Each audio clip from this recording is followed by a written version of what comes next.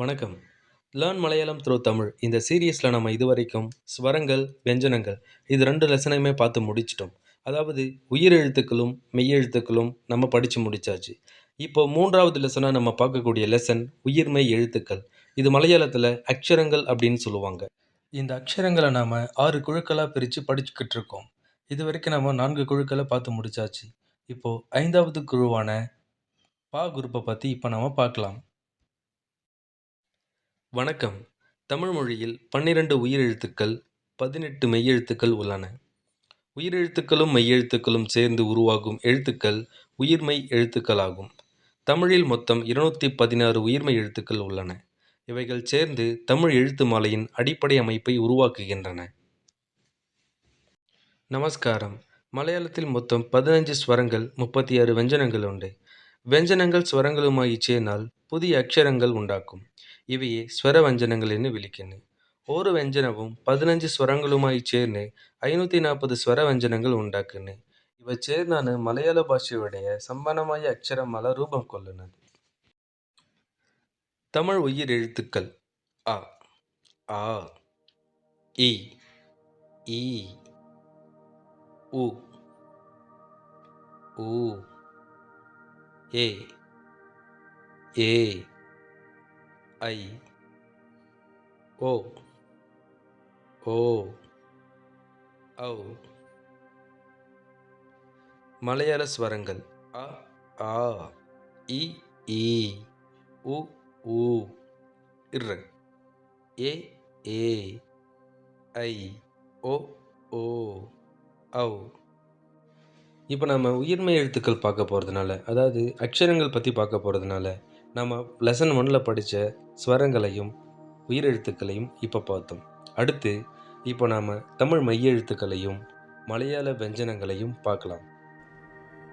க, ங, ச, ஞ, ட, ந, த, ந, ப, ம, ய, ர, ல, ப, ழ, ல, ர, ந, ஷ, ச, ஹ.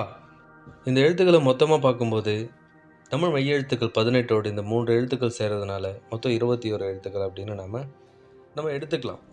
ஏன் அப்படின்னா மலையாளத்தில் இந்த சிறப்பு எழுத்துக்களையும் சேர்த்து தான் 36 வெஞ்சனங்கள் அப்படின்னு எடுத்துக்கிறாங்க.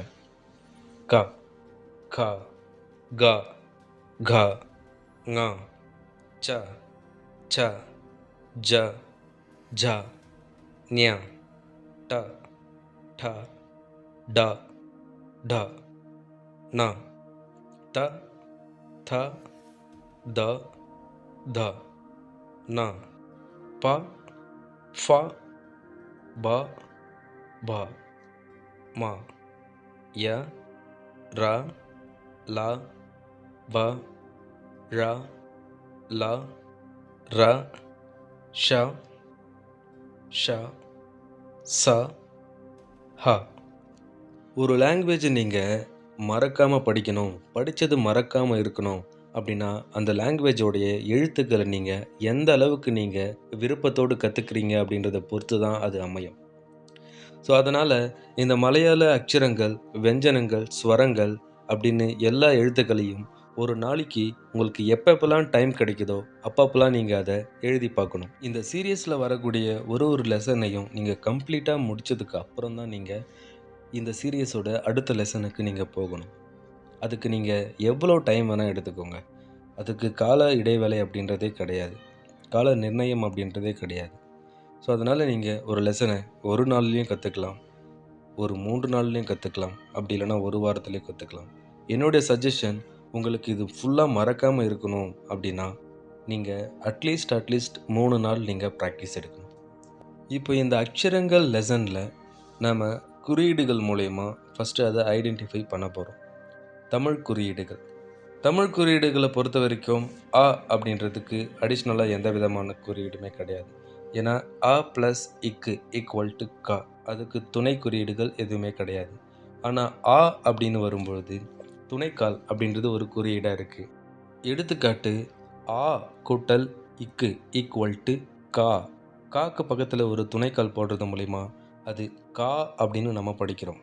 அதே மாதிரி தான் ஒரு ஒரு உயிரெழுத்துக்களுக்கும் ஒரு குறியீடு இருக்குது. அதே மாதிரி தான் மலையாளங்களிலும் ஒரு ஒரு உயிரெழுத்துக்கள், அதாவது ஸ்வரங்களுக்கும் ஒரு குறியீடுகள் இருக்குது. இந்த குறியீடுகளை வெஞ்சனங்கள் கூட நம்ம உபயோகிக்கும் போது தான் அது ஸ்வர வஞ்சனங்களாக மாறுது. அதாவது தமிழில் உயிர்மெய் எழுத்துக்கள் எப்படி உருவாகுதோ அதே மாதிரி தான் மலையாளத்தில் ஸ்வர வஞ்சனங்களும் உருவாகுது. மலையாள குறியீடுகளை இதை கொடுத்துருக்கேன். இதில் இருக்கக்கூடிய குறியீடுகளை கரெக்டாக பாருங்கள். நீங்கள் இதை கூட உங்களுடைய மலையாளம் த்ரூ தமிழ் நோட் புக்கில் நீங்கள் நோட் பண்ணி வச்சுக்கலாம். ரொம்பவே யூஸ்ஃபுல்லாக இருக்கும். பா குரூப்புடைய முதல் எழுத்து எப்படி எந்த மாதிரியான அமைப்பை கொண்டிருக்குன்னு பாருங்கள். இதில் இருக்கிற மாதிரி நீங்கள் எழுதி பழகுங்க. பா, பா, பி, பி, பு, பு, ப்ரி, பே, பே,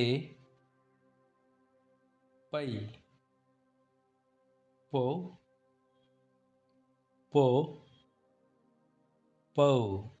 இந்த பா எழுத்து வா மாதிரியான அமைப்பை கொண்டிருந்தாலுமே இதனுடைய வளைவு பா உடைய உயரத்துக்கு இல்லாமலும் அகலமாகவும் இருக்கும்.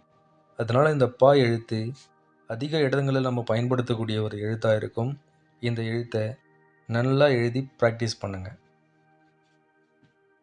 பா, பா, பி, பி, பு, பு, ப்ரி, பே, பே, பை, போ, போ, பௌ.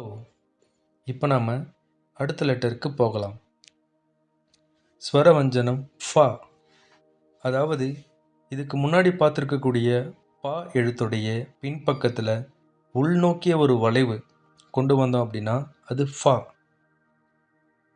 ஃபா, ஃபா, ஃபி, ஃபி,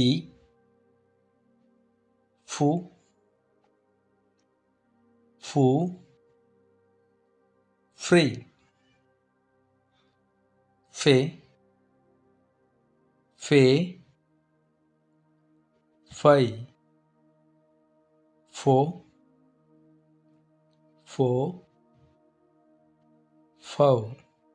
இந்த பா குரூப்பில் இருக்கக்கூடிய எழுத்துக்கள் அனைத்து எழுத்துக்களுமே எல்லா இடங்கள்லையும் வரக்கூடிய ஒரு எழுத்துக்கள். அது மட்டும் இல்லாமல் இந்த குழுவை பார்த்திங்கன்னா ரொம்ப எளிமையாகவே நம்ம ஞாபகத்தில் வச்சுக்கலாம். நீங்கள் 1க்கு 2 டைம் நீங்கள் இதை எழுதும் பொழுதே உங்களுக்கு அது ஈஸியாக மனப்பாடம் ஆகிடுறதை நீங்கள் பார்க்க முடியும். இந்த எழுத்துக்களை முடித்ததுக்கப்புறம் நீங்கள் அடுத்த எழுத்துக்களுக்கான பயிற்சிக்கு போகலாம். ஸ்வரவஞ்சனம் பா. பா அப்படின்ற எழுத்து முதல்ல ஒரு சுழியோடு ஆரம்பித்து பால முடிகிறது. இந்த எழுத்தை பார்க்கும்பொழுது அந்த கம்பீரம் தெரியுது இல்லையா? பா அப்படின்ற ஒரு கம்பீரம் இந்த எழுத்தை பார்த்த உடனே தெரியும். இந்த எழுத்தை நம்ம ஸ்டார்ட் பண்ணலாம். பா, பா, பி, பி, பு, பு, ப்ரி, பே, பே, பை, போ, போ, பௌ. இப்போ நாம் பா எழுத்தை முடிச்சிருக்கிறோம். இப்போ நாம் அடுத்த எழுத்தான பா அந்த எழுத்துக்குள்ளே போகலாம். இந்த பா எழுத்தானது பி சவுண்டோட ஹ அப்படின்ற சவுண்டு சேரும் பொழுது பா அப்படின்னு உருமாறுது. இதனோட அமைப்பு இதுக்கு முன்னாடி நம்ம பார்த்துருக்கக்கூடிய தா அப்படின்ற அமைப்போடு சேர்ந்து இருந்தாலும், இதன் முதுகில் இருக்கக்கூடிய வளைவு ரொம்ப எளிமையாவே இது பா அப்படின்றத நாம புரிஞ்சிக்க வைக்கிது. இந்த எழுத்துக்கான பயிற்சியை இப்ப நாம தொடங்கலாம். ப, பா, பி, பி, பூ, பூ, ப்ரே, பே, பே, பை, போ, போ, பௌ. இந்த எழுத்த நீங்க பயிற்சி பண்ணி முடிச்சிட்டீங்க அப்படின்னா, அடுத்த எழுத்துக்குள்ள போகலாம்.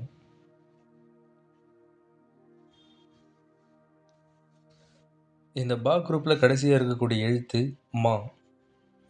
இந்த எழுத்த நீங்க ரொம்ப ரொம்ப எளிமையாவே இத நீங்க ஞாபகத்துல வச்சுக்கலாங்க. இது எழுதுறதுக்கும், படிக்கிறதுக்கும் மிக மிக எளிமையான ஒரு எழுத்து. இந்த எழுத்து அதிக இடங்கள்ல பயன்படுத்தக்கூடிய ஒரு எழுத்தா இருக்கு. மலையாளம் எழுத்துடைய முதல் எழுத்தாவும் இருக்கு. மா, மா, மி, மீ, மு, மூ, ம்ரி, மே, மே, மை, மோ, மோ, மௌ. நாம இப்போ வெற்றிகரமா 5 விரஞ்சன குரூப்புகள முடிச்சிருக்கோம். அடுத்த லெசன்ல உங்கள சந்திக்கிறேன். நன்றி.